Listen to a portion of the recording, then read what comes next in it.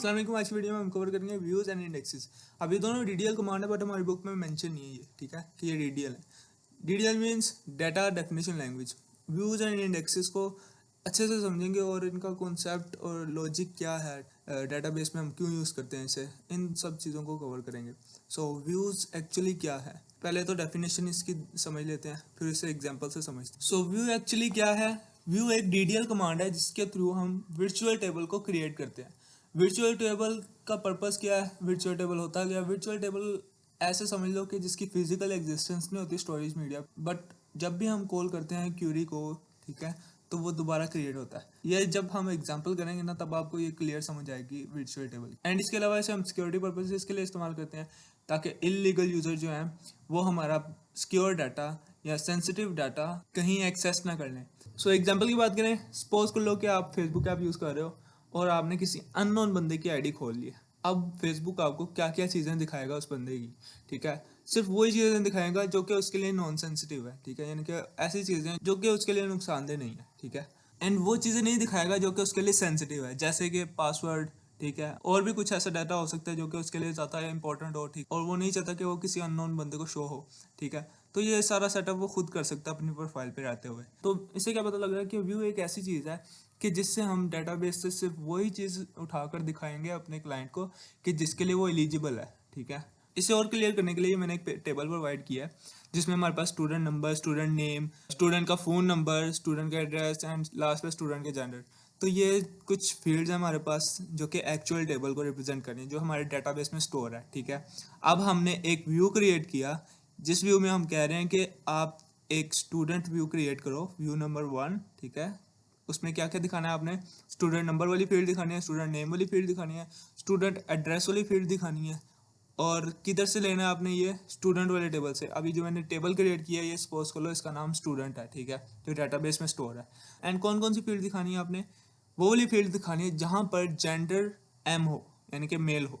सो हमने एक ये व्यू क्रिएट कर लिया। सो जब हम इन लाइंस को एग्जीक्यूट करेंगे एक वर्चुअल टेबल क्रिएट हो जाएगा और हम उस वर्चुअल टेबल को इस क्यूरी से एक्सेस कर सकते हैं कि आप मुझे स्टूडेंट व्यू वाले टेबल की सारी इन्फॉर्मेशन प्रोवाइड करो। सिलेक्ट स्टैटिक, स्टैटिक का मतलब है सारी की सारी फील्ड्स प्रोवाइड करो जो कि मौजूद हैं किधर? स्टूडेंट व्यू 01 वाले टेबल में, ठीक है। इस वाली कमांड से क्या होगा कि जितनी भी इंफॉर्मेशन हमने व्यू वाले टेबल में स्टोर की थी एक वर्चुअल टेबल में, ठीक है, जो कि मेमोरी पे एग्जिस्ट नहीं करता, वो वाली सारी इन्फॉर्मेशन आपके आउटपुट स्क्रीन पे डिस्प्ले हो जाएगी, जैसे कि इसमें दिखाई भी दे रही है। ये हमारे पास जो मैंने पहले आपको प्रोवाइड किया था टेबल, ठीक है, और ये जो वर्चुअल टेबल क्रिएट हुआ है, ठीक है, व्यू टेबल कह सकते हैं इसे हम, कि जो मेमोरी पे एग्जिस्ट नहीं करता बट इसे हम उस व्यू से जो हमने क्रिएट किया है उससे दोबारा रिकॉल करके या उस टेबल पर ये वाली क्यूरी इंप्लीमेंट करके इस टेबल को रिट्रीव करवा सकते हैं अपनी आउटपुट से। What is index?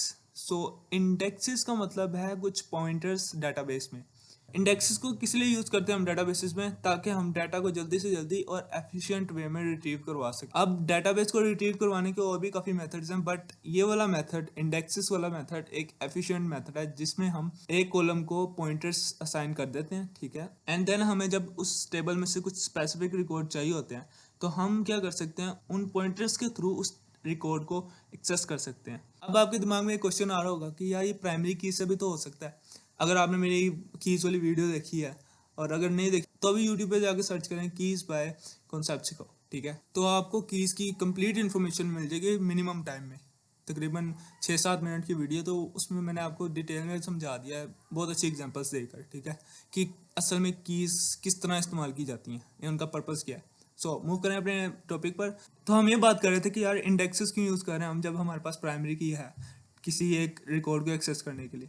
अब प्राइमरी की से क्या होता है कि हम डाटा को तो एक्सेस कर पाते हैं लेकिन हमें सारी फील्ड्स को एक दफ़ा चेक करना पड़ता है। हमारा कंपाइलर जो बैकग्राउंड पे चल रहा होता है वो हर रिकॉर्ड को चेक करता है कि यार ये वाली की इससे मैच कर रही है, ये वाली की इससे मैच कर रही है, एंड देन जब फाइनली उससे मैच करती है, ठीक है, की, तो वो फिर रिट्रीव कर लेता है डाटा।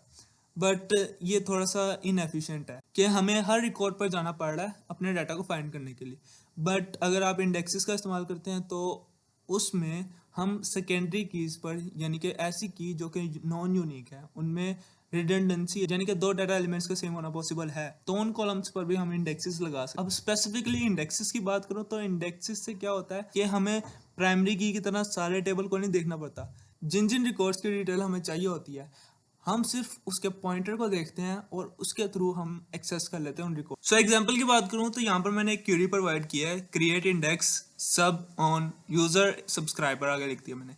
सो इसका क्या मतलब है, अब मैंने सपोज किया कि मेरे पास एक यूट्यूब जैसा प्लेटफॉर्म है, ठीक है, उसमें मेरे पास यूज़र का रिकॉर्ड होगा, यानी कि यूज़र का टेबल मौजूद होगा, यस एग्जैक्टली मौजूद होगा। तो मैंने सब्सक्राइबर वाली फील्ड पर जो कि यूज़र टेबल में एग्जिस्ट करती है एक इंडेक्स लगा दिया, ठीक है, सब के नाम से।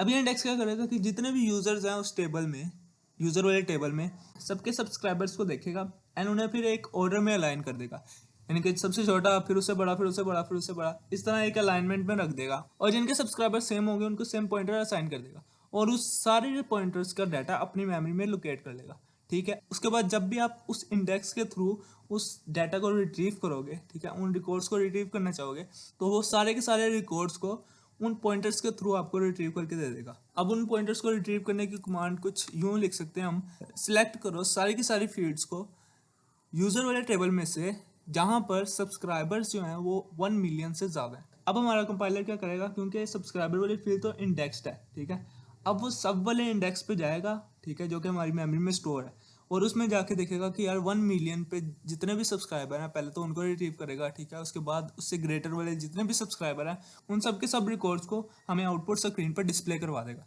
तो इतना सा टास्क होता है इंडेक्सेस का कि हमें एफिशिएंटली आपने डाटा रिट्रीव करके देना है विदाउट गोइंग ईच रो, या फिर हर रिकॉर्ड पर जाने के बजाय आपने पॉइंटर्स के थ्रू हमें डाटा रिट्रीव करके देना है, ठीक है। सो आज के लिए बस इतना ही था, इंशाल्लाह बाकी चीज़ें कवर करेंगे अपने नेक्स्ट वीडियो में। So keep learning and stay connected. Thank you.